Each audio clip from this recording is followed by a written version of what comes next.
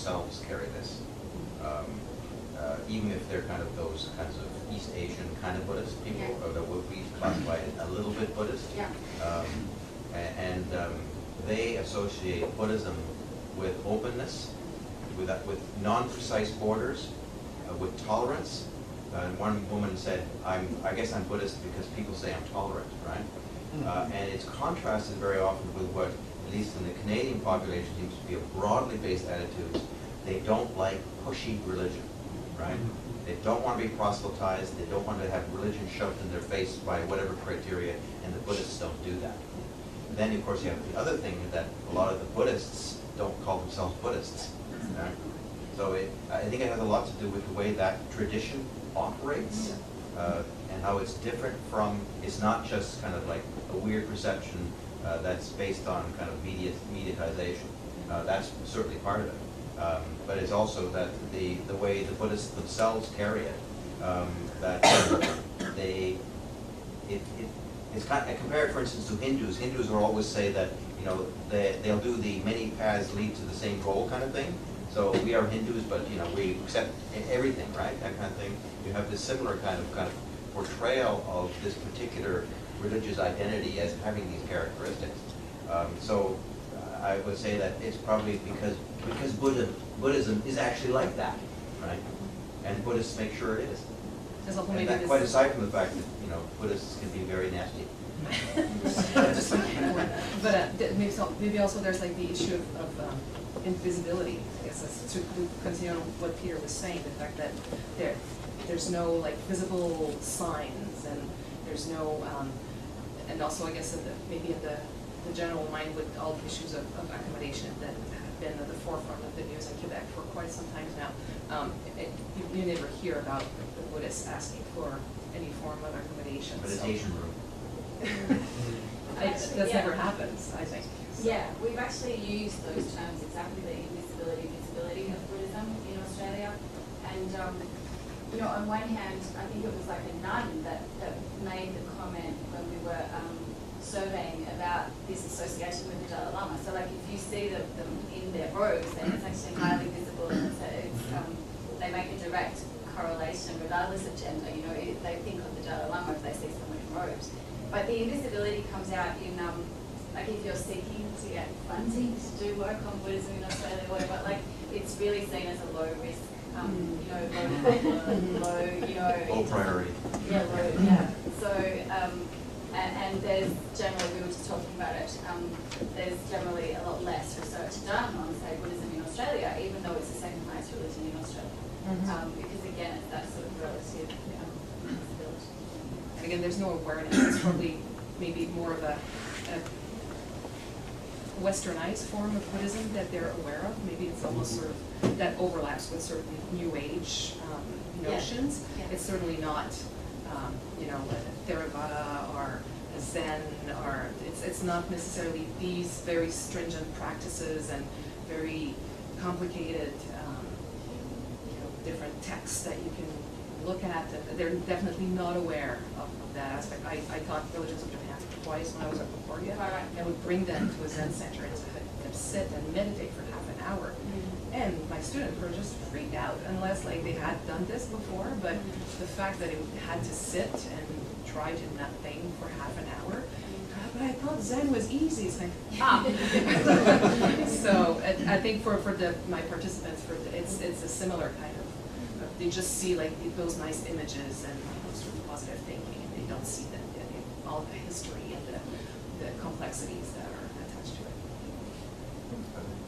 I just wanted to add that in Germany you find exactly the same phenomenon, this very positive perception of Buddhism among young people. And even, for example, among Muslim people, when they ask them what they like about, for example, Buddhism, then they come up with the idea of reincarnation, and that they are really fascinated by it, and that they are not sure whether they prefer to believe in the idea of paradise and hell or in the concept of reincarnation. So it seems to be kind of, really Western Buddhism phenomenon. Very many Western societies. So, Well, I'm sorry, Anna was not present for your presentation, and I'm so sorry. But to the four presenters, I would have I know Giovanni researched, but also Marie-Paul and Spencer, you're working on microgroups, eh? So, but can you, and Anna, I think you worked on statistics. How can you handle in a way the distinction between age and generation?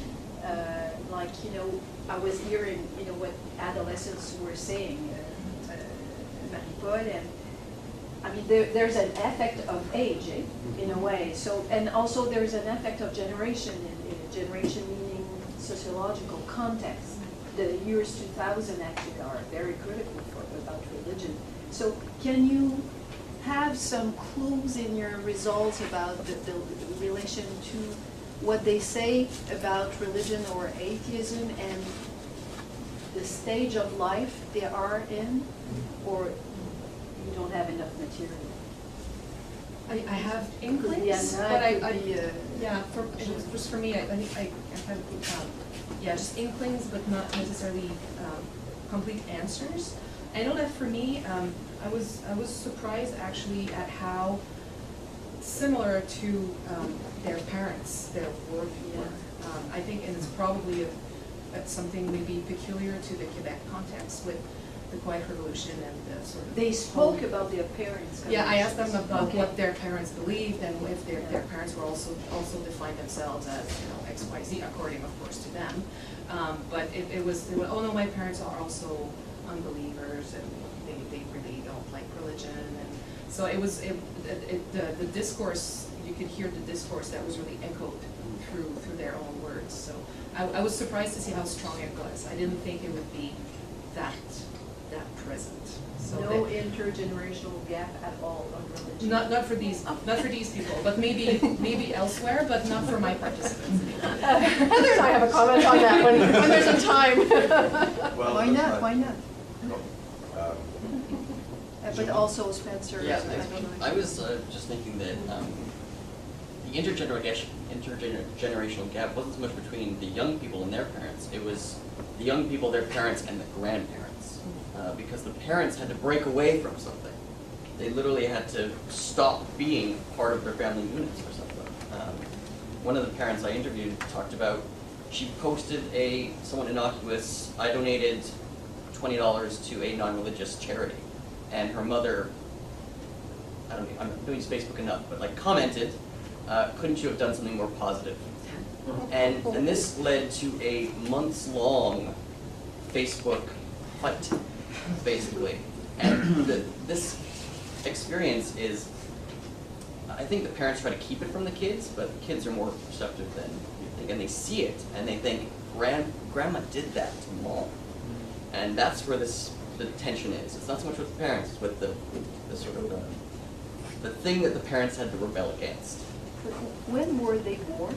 The The adults parents? were, one was like in his 80s, but most of them were probably mid-40s. So this means Born in the 70s, born 70s. 70s? Yeah. We've been finding a big break, if you can handle the categories. It's the pre-boomers, Yeah. born before 1945. Dramatic differences between people at that point versus the boomers who are up to 45 to 65. And I mean, we're talking about in the early years of that boom period, attitudes toward virtually everything, including involvement in religion and so on. For what it's worth, anyway, that's what we find great. I think there's two things. I just want to kind of put this in as a theme that's emerging here. There are two things so far that among many that I think are one is this, what Solange just talked and what Reg is based on, what the demographers call the difference between age effect and cohort effect, right?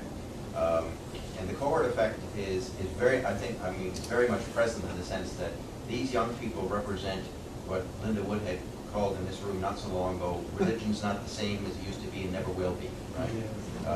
So this idea that we're living in times of change, and then this other thing about, o tempora, o mores, what's happening to our youth kind of thing, right? The other thing that I hear coming out with some consistency, although not quite as explicitly, is that it matters where you are. right? That's a very American thing that you talk, that means, you can hardly imagine that happening in Canada with any kind of a frequency that it would emerge, right? The Cubanite kind of thing, Cuba, Quebec, right? That different, that structures your entire project, right? And of course, we have another Quebec paper as well, and then I don't know about the rest of you, but I'm perfectly convinced that Australia is a different place. For one thing, it has a lot of Aussies in it, but I mean, that's sort of obvious. So I just thought I'd pour it in now. Well, but it also matters how old you are.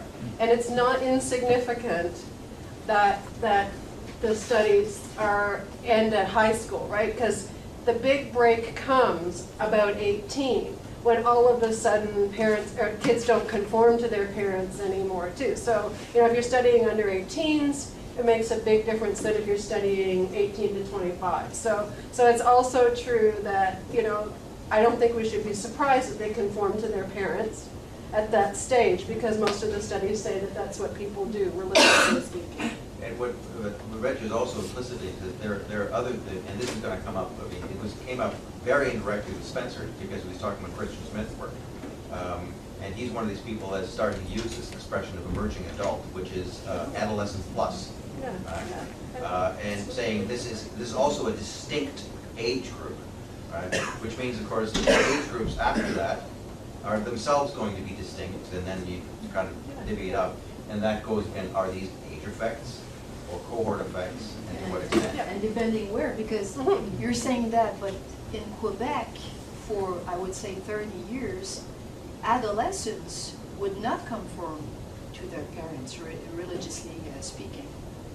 And when we did the research on young adults immigrants, I found out that for young adults immigrants, they would stop conforming to their parents later, as you say, That's 18, interesting, yeah. 20, 21. But it was not the case of young Interesting.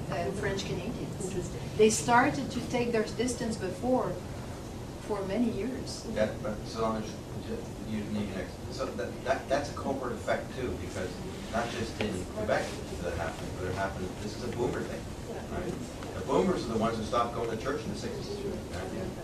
Right? And so that of course was a distinction from their parents. But the next generation is not repeating that. Oh, I was just going to say, I think, and maybe it's sort of similar to what you were just saying, is that, so there's a project that I talked to high school students and then the RGSY with 18 to 25, and the high school students are not necessarily saying that they're conforming to their parents, but they're not all necessarily claiming a particular religious identity yet, that's what it's sort of, they're figuring it out and they're thinking about it, and in the RGSY what we have is the 18 to 25-year-olds, when they think back to where they were in high school to now, there's a shift, and the shift is in, this is how I define my identity now and how I sort of This is an see age it. effect. Yeah, that is. Yeah. It's because it's the age of, fundamental questions, and, well, for most of them, but,